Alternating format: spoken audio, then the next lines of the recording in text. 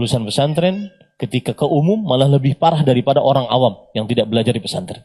Belajar agama sampai SMA tidak cukup melawan syahwat dan syubhat. Dan ingat, itu sebabnya paling utama apa? Sebagian orang tua kadang-kadang sekarang ini berpikir, pokoknya anak saya sampai SMA saja. Itu sudah sebagai sandaran, tidak mengapa setelah itu dia ke umum. Enggak. Belajar agama sampai akhir hayat. Kemudian yang paling utama dari belajar agama bukan menjadi ustadz. Karena sebagian orang tua yang akhirnya, dan ini difasilitasi oleh para pesantren, ironi sekali. Yang akhirnya pesantren-pesantren ada yang 60-70% dari alumninya ke umum, tidak ada yang ke agama, atau hanya sedikit yang ke agama. Karena dengan slogan tidak semua harus jadi ustadz, tidak semua harus jadi ustadz, harus ada yang jadi dokter, harus ada yang jadi pengusaha, harus ada yang.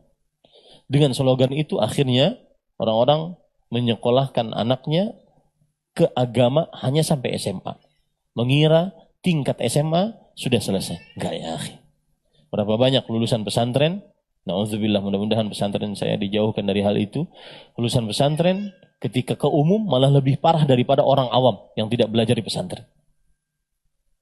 Belajar agama sampai SMA tidak cukup melawan syahwat dan syubhat.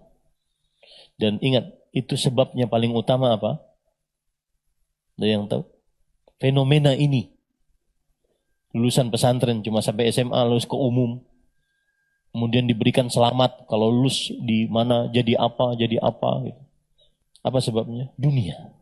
Dan yang ada dalam pikirannya orang tua atau anaknya pun dunia, hanya dunia. Suksesan diukur dengan dunianya. Ya, maka nasihat saya, tidak benar cara berpikir seperti itu. Ya, tidak benar cara berpikir seperti itu.